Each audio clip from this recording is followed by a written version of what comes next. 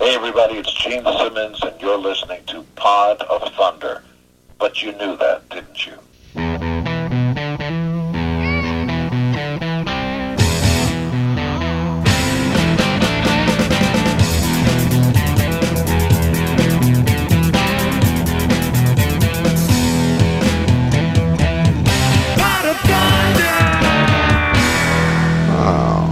Jesus.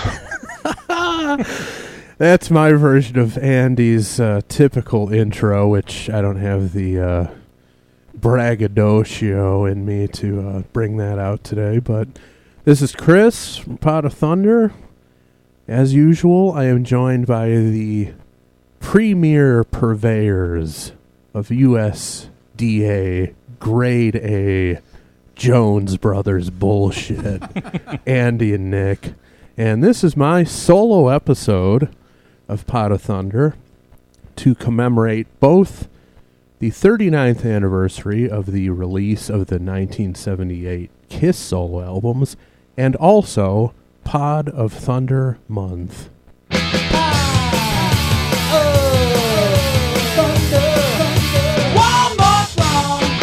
What a convergence of events, huh?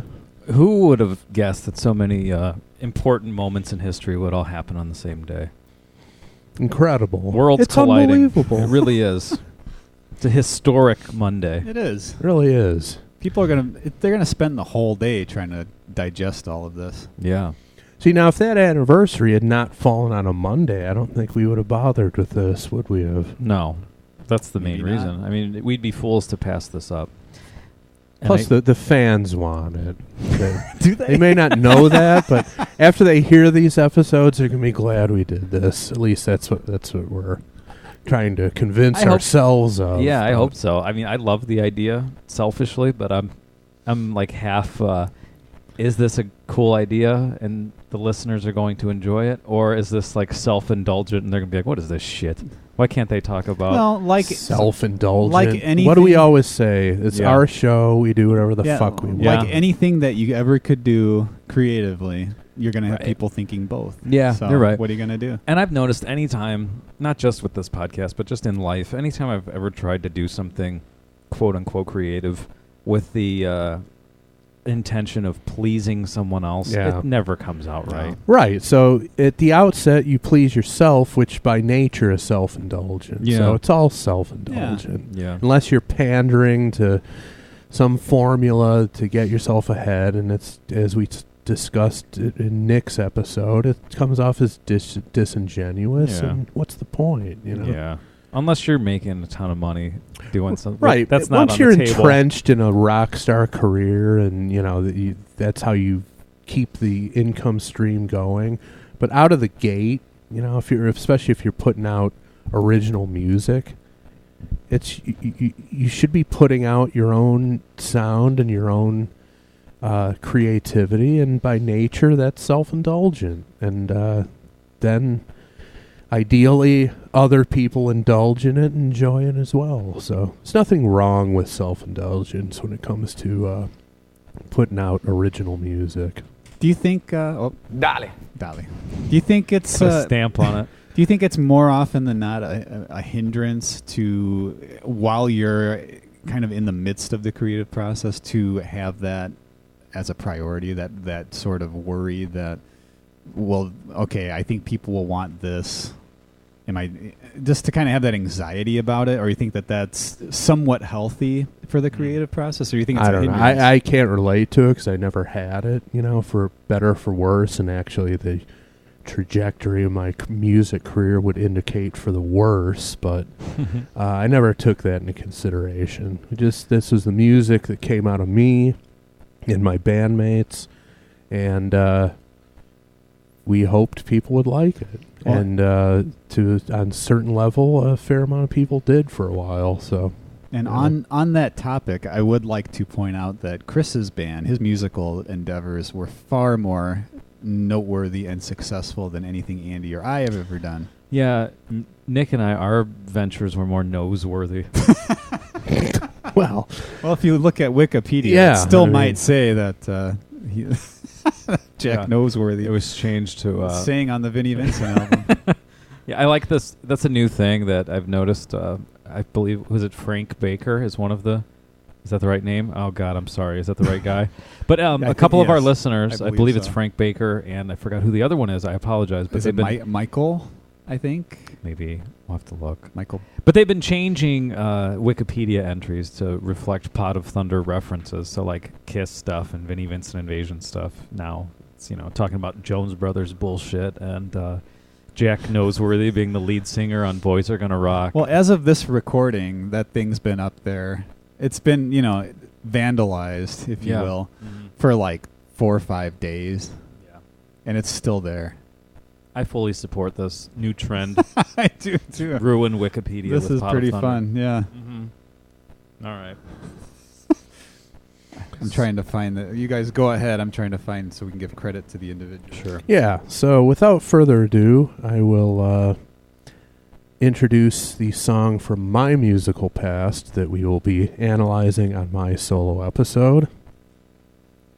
This one comes off. Dog and Pony Show. It's called Gasoline. Yes.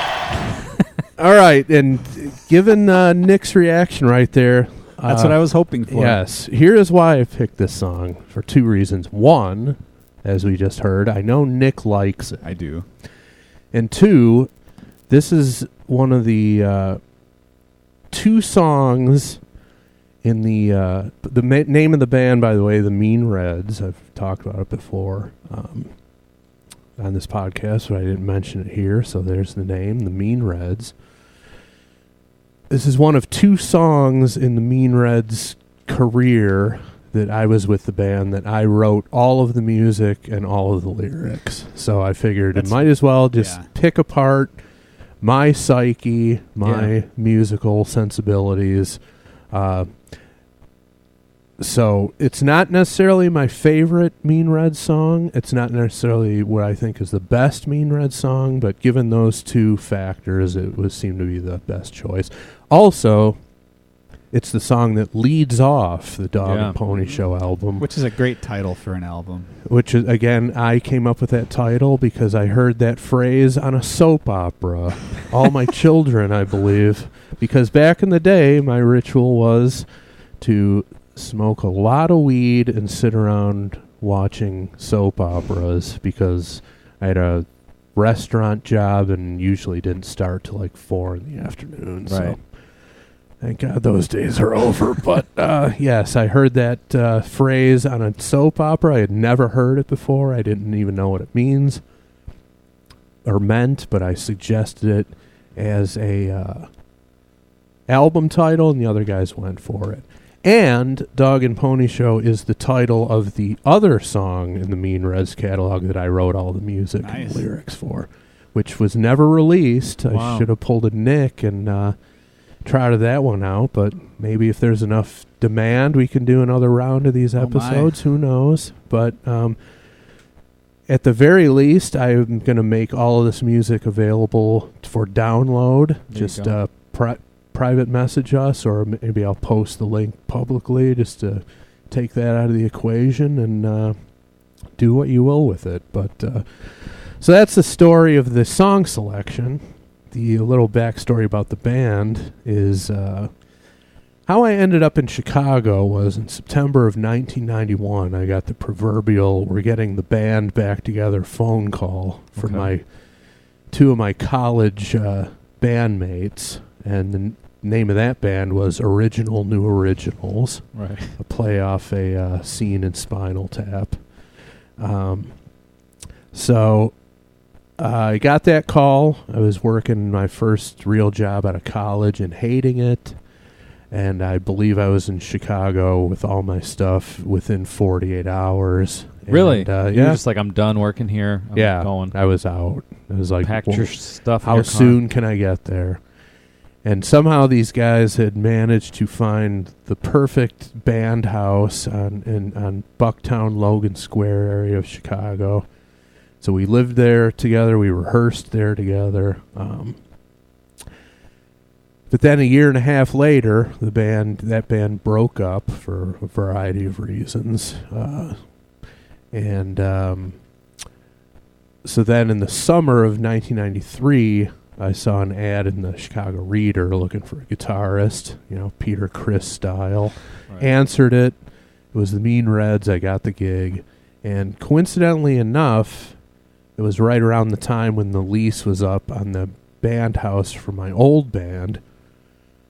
I knew that was coming, so those guys moved out, and I moved the Mean Reds into that band house. That's funny. Took it over, and same deal. We all lived together. We rehearsed together in the basement, and this band was together from, June. Well, they were together previously. They'd put out a CD before I was in the band, and then their guitar player quit, so I replaced him in June of 1993, and that band lasted until February of 1997. It's a pretty good run. Yeah, not a bad run. And played a lot of the big venues in town. The CD release party for this album was at the Metro, which was a huge deal. Yeah. It's like the crown jewel of unsigned local bands to get shows there. So we played there a few times and did some regional, van tours, and actually went out west for one, which is a complete disaster, but that's another bus. story. Yes, we had a full-size bus that our drummer somehow finagled, and boy, the stories from that. And what was the city you made it out to? That was the worst city. Spokane, Washington, the worst city I've ever been in, and I'm from Detroit, so it says something. I was trying to remember what that was. But yeah, this is the first track of the CD Dog and Pony Show. 12 songs on that, I believe. I should know this because it's been more than half 12. my lifetime that this thing's been out. 1994. Actually, just slightly short of that. Yeah, we put it out in late 1994, and our CD release party was at the Metro in January 1995. If you know what you're doing in terms of searching YouTube, there's live footage from that show on there, so go for it. And that's it. Any other questions from you guys? I have one. It's something I've always been intrigued by. The CD cover. Yes, sir. There's a woman here who's clad in leather, kind of like a Brigitte Nielsen-looking woman, and she's in a buggy with whips, and you only see half of the photo. And then when you flip the CD over, or if you open the CD, it's the same continuation of the picture, and it's a guy wearing high-heel leather boots that go mid-thigh and a ball gag pulling this woman. Yes. So my question is, where did that photo come from, and why did you choose it for the cover? Well, I've spoken of our drummer, the Mean Reds drummer, Christopher Slick Danson. Gave himself that nickname, I believe. No idea the original. Great drummer, though, as you'll hear on this cut, and all the other material if you choose to consume it. But the man was a sexual deviant. There's no two ways to put it. I believe it was a few weeks ago when I spoke of the incident in Davenport, Iowa, where he whipped out the Fetish magazine and exposed a photo of someone shitting in someone else's mouth. This is the type of thing that was typical for him. So this was like kind of low key. Yeah, this was for like him. Exactly. Yeah. Well, it had to be lower key than usual, otherwise we couldn't put it on the damn album cover. But he used to go to Quimby's Queer Store in the city, which was like, videos and pre-Gay Mart. I don't think so. I think it was competitor of Gay Mart. Yeah. Okay. It was, in that wheelhouse, but it had all sorts of videos and literature of the sexual underground and whatnot from all over the world.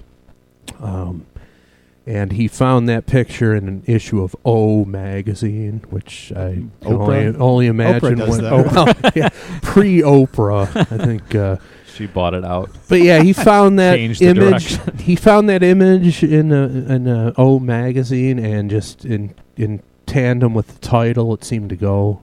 Oh, it works. Together. And the way it wraps around, so you don't see the full picture until you flip the CD over, is kind of cool. I can't remember who came up with that idea, but it works pretty well, and there you go. Yeah, I always just assumed that, okay, it makes sense because the guy's practically a horse here. He's a pony. He's a pony. Yeah. Carting this She might woman be around. calling him a dog while she's whipping There, him. yeah, It all yeah, makes sense. Makes perfect sense. Yeah, it all worked together pretty well. Pretty happy with that presentation. So All right. if you get into it, This, I just wanted to real quick about the album cover. I own this CD. Chris gave me a copy years back. I always put it kind of like on the bottom of a stack of CDs because my kids, they go in the closet and mess with the CDs. This is right under the R. Kelly Black Panties CD. wow. It's good company. So It's a good, it's somewhere where I don't I want always wanted to be underneath R. Kelly. So You made it. yeah, it works for me. It instills a good feeling in me for some reason. So should we get into it? absolutely. All right, let's rock it.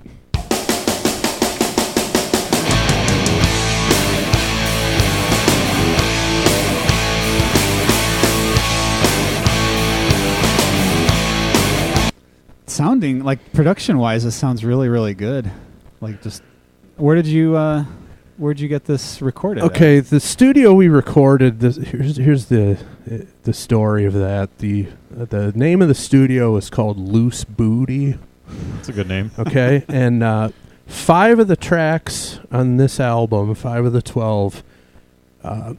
Again, it was, as we kind of talked about on Nick's episode a little bit, but back in the day, when home recording wasn't as sophisticated and you had to go into a studio, you were on the clock, the meter was running, so it was a money thing, and so we only had enough money to record 5 songs initially. So we went and did that, and this guy's studio essentially was a home studio. It was in the basement unit of a brownstone, like 2 blocks from Wrigley Field. Okay. But he had a full size board, drum room, blah blah blah. You know, but arranged in a house. But it was a proper studio. It wasn't like just stuff into laptops or whatever. Not that that's better or worse, but Yeah. it was a full service studio. So then a few months later, once we played a few gigs and got some more money together, we recorded the other 7 at his same guy's studio. But in the 7 or the months in between, he had moved the studio over to a larger facility over a like Division and Western area of Chicago. Yeah. If you've ever been over there, you know that on Division where they have that big Puerto Rican flag looking overhang over the street. Humboldt Park. Yeah, right. It was right down the street from that. So this is one of the second 7, and they sound a little bit different than the first 5. I prefer the sound of the first 5. But I'm glad you like the sound of the production. If you like it, that's good with me. The thing I do, and I do it with everything, is I listen back, I pick apart, I fixate on the faults of it, and that's something I probably should do. But overall, I'm pretty happy. I mean, it sounds great. This is of the 3 songs that we're doing for this special week here. I mean, this is the one that sounds like a band, a real band, quote unquote, a real band. And I also wanted to ask, was there any confirmation on did he name his studio Loose Booty after the Sly Stone song? Pretty sure he did. Yeah. Okay, just curious. Yeah. So I think we should get back into it because we were grooving there for a little bit and then I interrupted.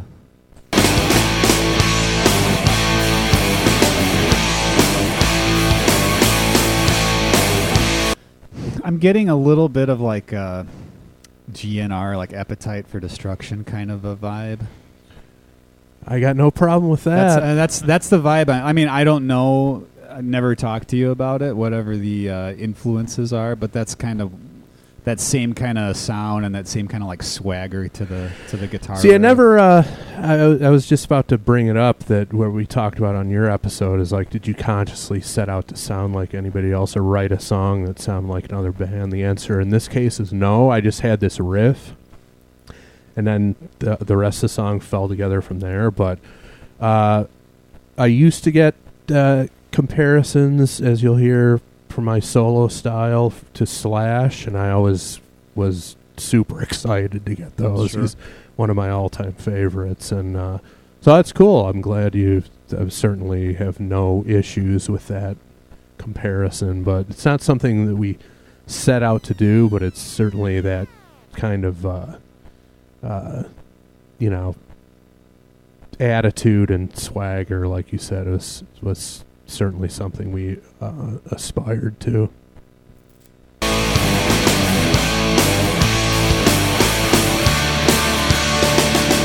Sorry, I keep stopping it. Just thinking about the drums there. That had to be kind of a challenging beat to play to keep it together. The way that it kind of has that sudden kind of beat there. Dun, dun, dun. Just the way that it doesn't sound like it's perfectly on like a metronome kind of a beat. It's kind of in the middle there, a little bit like startling. Just it seems like something that would be pretty challenging to do. Yeah, I mean, I will say, I bag on drummers a lot, and rightfully so usually. But if your drummer sucks, your whole band sucks. And I've been lucky to play with a lot of, pretty much every band I've been in has had a really good drummer, and this Slick is definitely falls into that category. Again, I just came to rehearsal with the riff, and we just worked it out, and he had it together pretty quickly.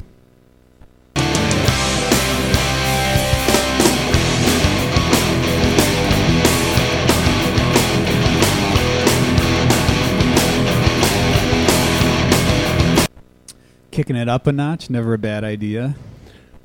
Especially on the opening cut, right? Yeah, I will say that it's for an album opener, back when albums mattered or whatever, it's a pretty good choice for it. It's not something that I set out to write an album opener, but it just kind of how it came together was the ideal choice. And I don't know how you guys did it with like Flying Aaron's album, but I remember when it was time to master this release, we all got together in a room and hashed out what the song order was going to be.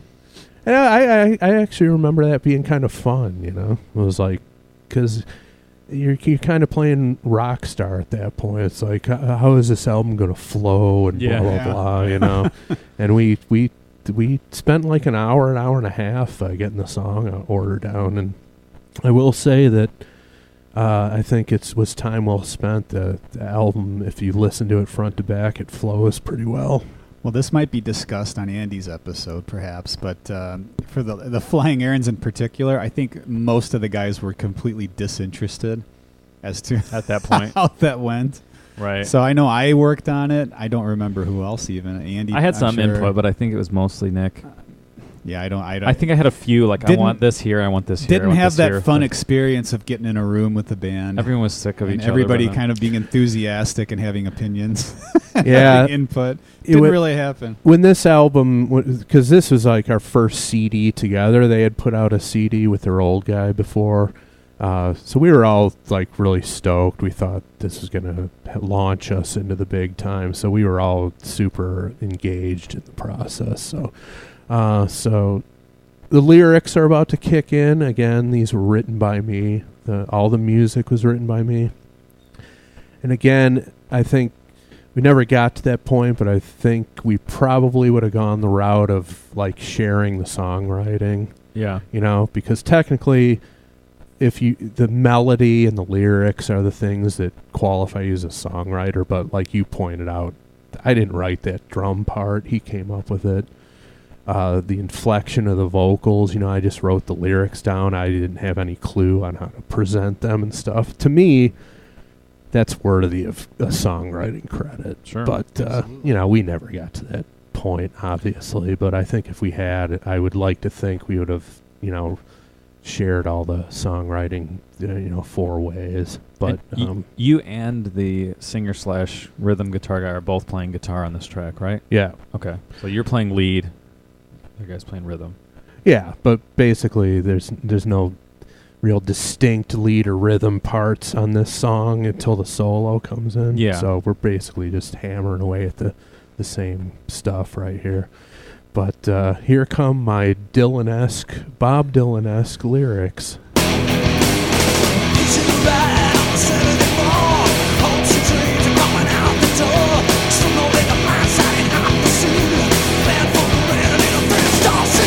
Okay.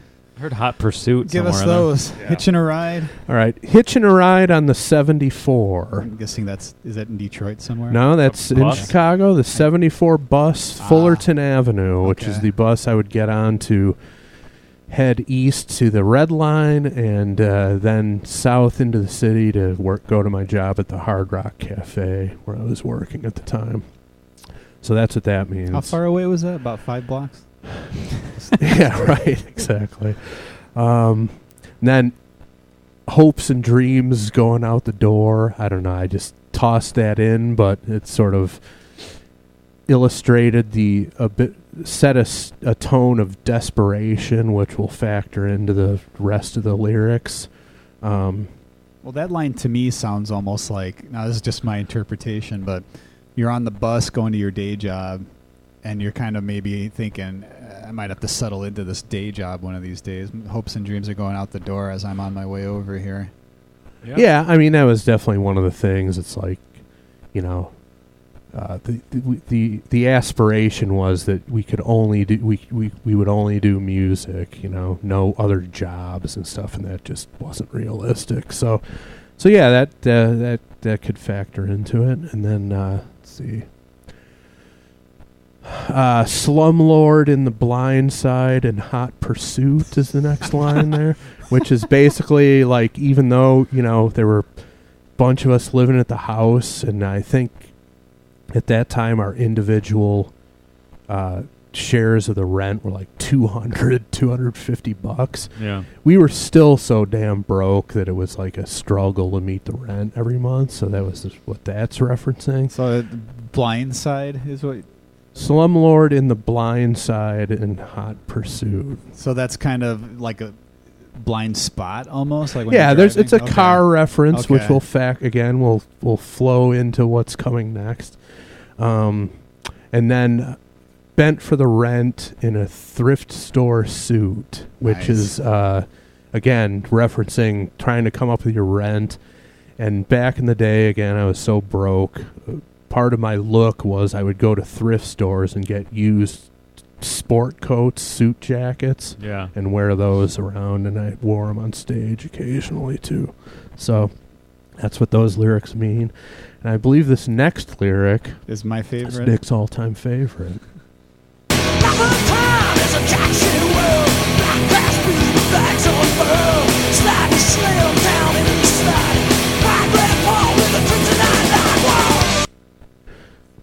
Oh, just give it to us. I don't want to take this away. Okay. Life of crime in a jack shit world. Love that. Playing into that desperation, we're like, I'm so fucking broke. I can't make the rent, You start thinking desperate thoughts, crazy thoughts, And then Black Glass Beauty with Flags Unfurled. That's a reference to if you live in a big city or any area where there's a Latino population, on like Mexican Independence Day or around there, guys will drive around in their cars with Mexican flags coming out of the windows and, blaring music, honking the horns. Sometimes those cars have tinted windows, so that's what that was a reference to. And so the main character in this song is sitting on the bus seeing one of those next to him and thinking, I'm tired of taking the bus. I'm going to steal one of those fucking cars. Wow. And that's what that means. Oh, You'll have to back it up in a minute. But then it's like sliding a Slim down into the slot, so like a Slim Jim. Trying to lock, break into a car. Wow, so breaking it. this escalated rather rapidly. Escalated quickly. Yeah. And then bright red pole with a kryptonite lock. Do you remember that device? club? The club. Yes, that's pretty much what it is. The club. And then if you want to back it up just a little bit, so we get the next outburst from the singer. Okay. This is hopefully right.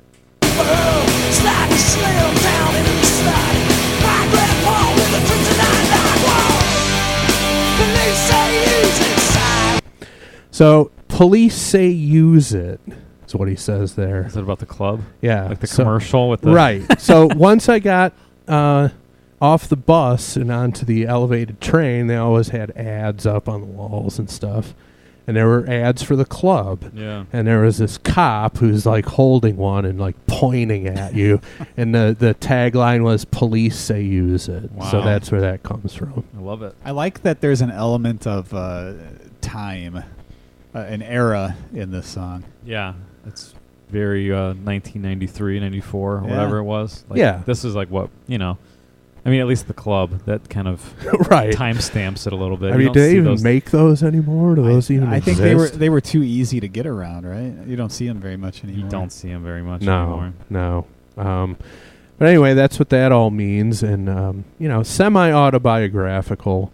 I certainly never stole a Mexican person's car in my life. And but again, it was just like, sitting on the bus, heading to a shit job, you look over, and it's like, I'm tired of taking the bus. I'd like to steal the first car I see. And then you look over, and it's some Mexican guys showing their pride in Independence Day, and it's like, okay, that's the one, So that's pretty much what it means. It's just like stream of consciousness shit, I always wondered how people fastened those, because in a lot of cases, no, those flags on the Independence Days like that. Because a lot of the times, like around here in Northwest Indiana, heavy Latin population, and you'll see that, and it's like they must have gone to like the lumber yard and got some 2x2s, because they don't put just like little flags. No, they were those weren't like little.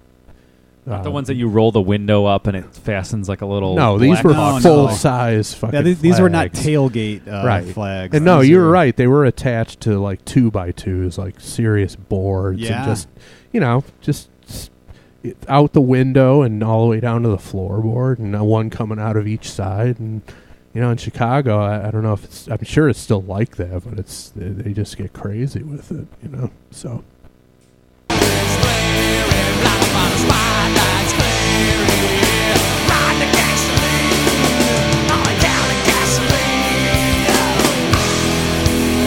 Can you explain the last line, how it figures in? Well, just the whole thing is like spotlights glaring, blotter fodder, or no, is it sirens blaring, blotter fodder, spotlights glaring? Either way, Yeah. Blotter fodder. yeah, That's awesome. police You're blotter busted. I like fodder. that.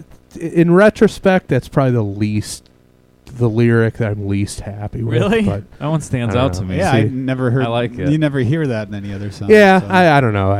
It's not my favorite, but it seemed to work. But sirens blaring, meaning okay, you stole a car, now you're getting pulled over for it. Spotlights, like maybe a helicopter. Oh my! It's like a OJ just or whatever. ridiculous grandiosity being displayed here. you are no petty criminal. Right.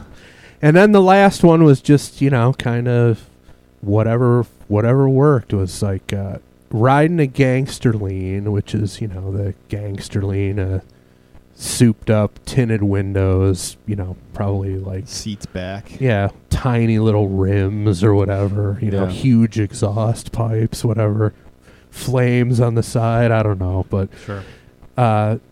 riding a gangster lean on a gallon of gasoline. That's Okay. it. And those are all the lyrics, as you'll hear toward the end. This is a short song, and at the end, we kind of the chorus comes back, but those are pretty much all the lyrics. Not pretty much; those are all the lyrics. So the story has already been told. Yeah.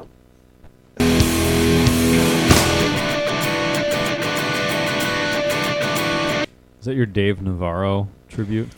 I was gonna. Yes, I Go. mentioned that back in the an earlier episode, but this is basically, this part is just a ninth chord, E ninth chord, inspired by the opening of the Jane's Addiction song "Stop." Oh, stop! I said go originally. Yeah, I just stopped. Never mind.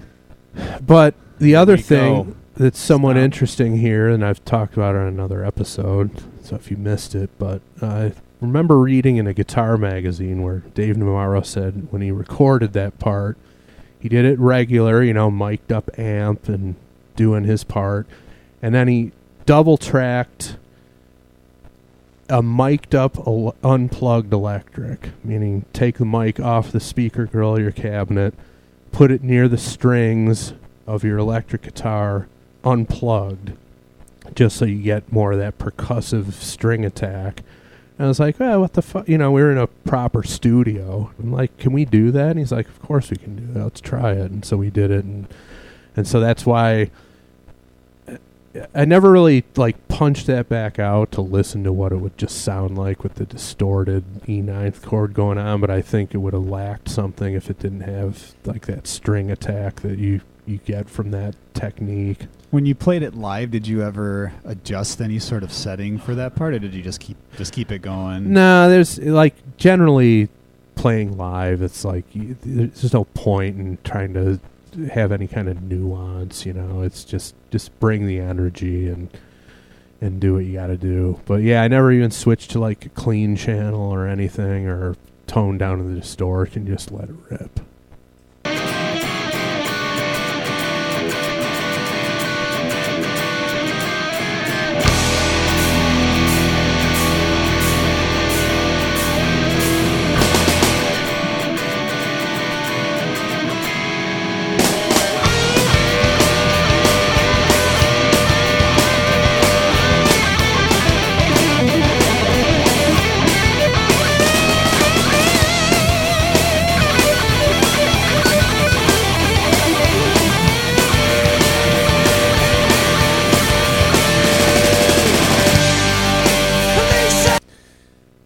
There you have it, folks. Did Yeah. you hear those? You can practically see the fingers flying. But like I said in your episode, I don't and still can't. I don't pick every note. To me, that's what shredding is when you're playing really fast and you're picking every note. It's just, in my style, it's a lot of hammer-ons and pull-offs. It has a lot to do with the fact that I'm a left-handed person who plays guitar right-handed. Yeah. So my dominant hand is on the fretboard. Right.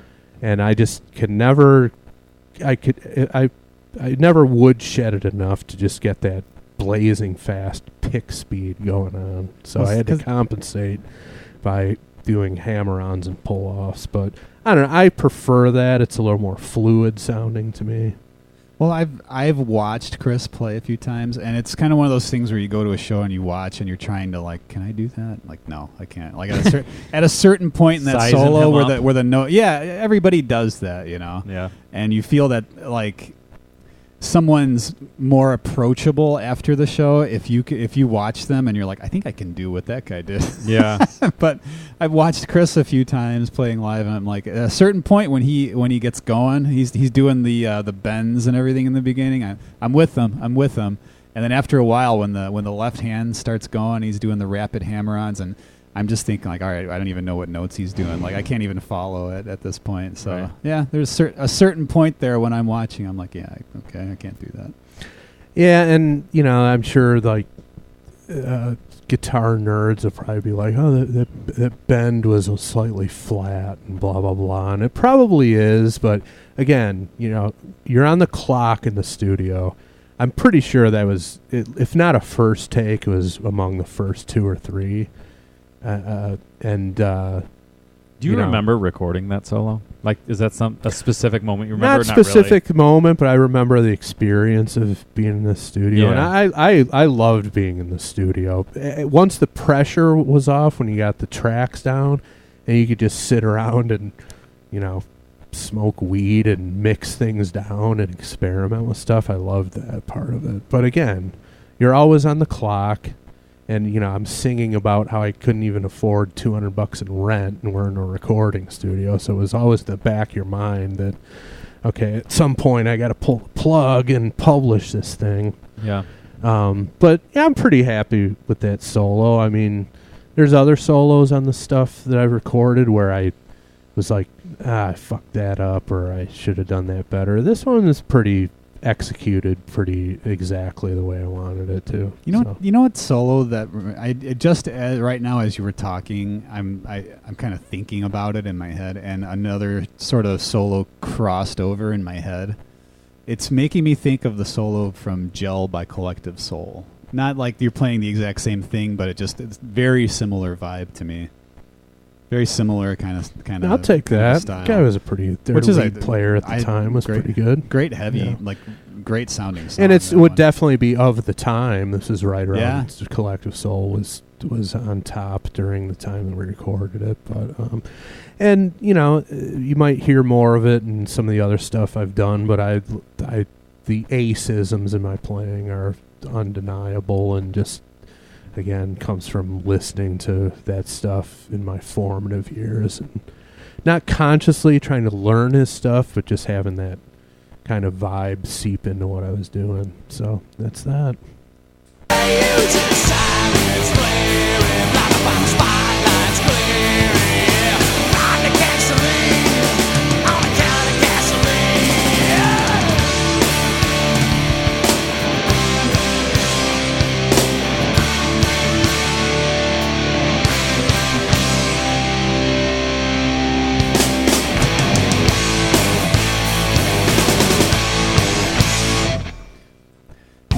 Nice ending. That's it.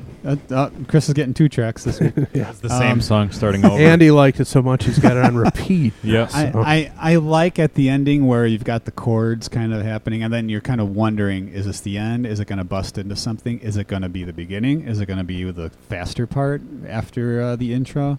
So there's a little bit of anticipation there. You're waiting to see what happens. Yeah, I'm pretty happy with the arrangement, and it's a short song. What is it, 2 minutes and change? Yeah, 2:20. Yeah, so again, pretty ideal for an album opener. But and the arrangement was something that we all kind of collaborated on, and which again is, to me, is, I think if you have a hand in arranging a song or coming up with your own part, to me that's songwriting. Yeah. But other people will dig their heels in on the textbook definition of it, which is melody and lyrics. But anyway, that's it. Yeah. And that's a good way to cause a big rift in a band. If you actually start making it, like, wait, you didn't write. You don't get credit for that, and you're taking money away from your partners. I mean, how business venture? How could you not have resentment start to seep in when that stuff like that happens? You know. Yeah, and especially if you did do something to contribute to the song, and then it's like, well, you didn't do the technical, like you said, the textbook version of what gets you paid. So, nope, you don't get any money for that. And I'll to illustrate that, I'll bring up 2 bands that didn't have the songwriting collectively. You take the Beatles, which is always Lennon and McCartney or whatever. Mm-hmm. How much fucking resentment set in with those guys over the years, you know, which eventually broke them up on the many even reasons. Between the 2 of them, because right. Yeah, because wasn't it just recently that McCartney got stuff changed where his name is first on some of the songs? Yeah, it's like that's still lingering. 50 years later. Crazy. You know? And on the flip side, you have the Rolling Stones, all Jagger Richards songs. Bill Wyman and Charlie Watts had no interest in the songwriting and seemed fine with the fact that they weren't getting a cut of the songs. You never heard any drama from those guys about, I want my songs on the album, where's my money? Not a peep out of either of those guys. So, I mean, I think the Stones dynamic is a very small fraction of what that would be overall, given that type of songwriting distribution, so to speak. So Yeah, but at any rate, hope you enjoyed the song and the episode, and I will make available for download this complete album in addition to some other demos we did over the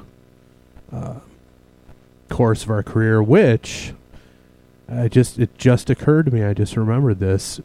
There's 3 songs. The last demo we did was a 3-song demo. We actually recorded that at Chicago Recording Company, an absolute legitimate studio where bands like Smashing Pumpkins and tons of other bands, even from out of Chicago, recorded there. Like a dedicated recording facility, fucking green room with the pool table, huge control room, the works, The guy who recorded those songs was an engineer on an R. Kelly album. Wow. Who he recorded there before. And he was trying to get his portfolio together and like get a bunch of different types of music in his, engineering portfolio. Sure. And he had seen us somehow. He got us in there overnight for free. Wow. Which was awesome. Yeah, that's crazy. So there are 3 songs that we did at CRC, which you can download. And then there's another song that we did for a Who tribute album that was put out by a bunch of local bands. Some local guy who ran his own studio recorded there. That was pretty cool. I can't even remember the name of it now, but there's a bunch of other Chicago bands. So there's a Who cover in there. I'm not going to tell you what it is. You have to go in and check it out for yourself, but I was real happy with how that came about, or how that came out. And to be honest, I wasn't real super excited about the project. It's like, I don't really want to do any Who covers, but we ended up killing it, so that one's in there too. So I will make that available and have at it if you wish.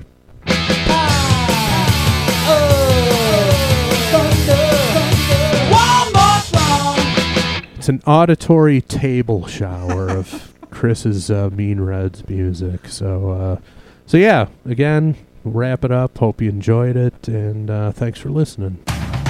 Andy Jones, Nick Jones, Chris. Listen worldwide, Pitbull, take us out. And we're going for your get funky, get funky. Now pump it up.